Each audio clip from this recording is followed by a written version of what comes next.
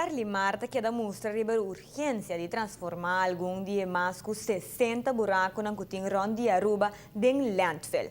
Esta parte de acercamento para aliviar a situação na dump na Parquitan Bosco está llenando.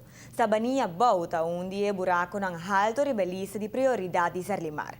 Aqui que chega a sistema controlado de depositar resto de construção como parte de manejo sustentável de sushi. Discussão de futuro de área que recentemente apareceu assunto que hasta lo será a atenção de Estado. Essa que não passa ainda. E nota kita que o buraco na Sabania Bow está assunto de atenção necessário para Serlimar. Na Sabania Bow está bem urgente. É mais urgente que nunca, porque tem diferentes projetos que está parando no momento aqui. Porque não tem caminho para não desperdício natural na GLM. Então, ainda sabe, para que não Boston esse problema não, e se a mania boa um alívio seguro para que não Boston no momento aqui. Serlimar está tomando passo para garantir a legitimidade do cumprimento de um propósito para o buraco na Sabania Boa.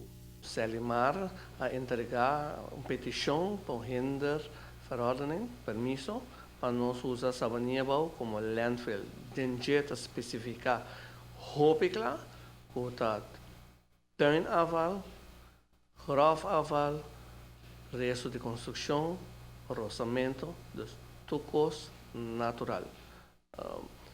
Tem vários Sabania, tem vários buracos, alguns não está llenando no momento aqui, outro guardo llena no momento aqui, não do de nós, não controlar e não oficial.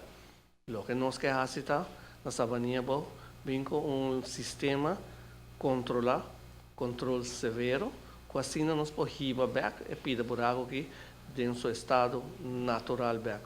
A ideia é para gradualmente dar tratamento na 62 buracos na cutin rond Aruba, llenando-se aqui de forma sustentável, sem depositar material contaminante dentro do buraco.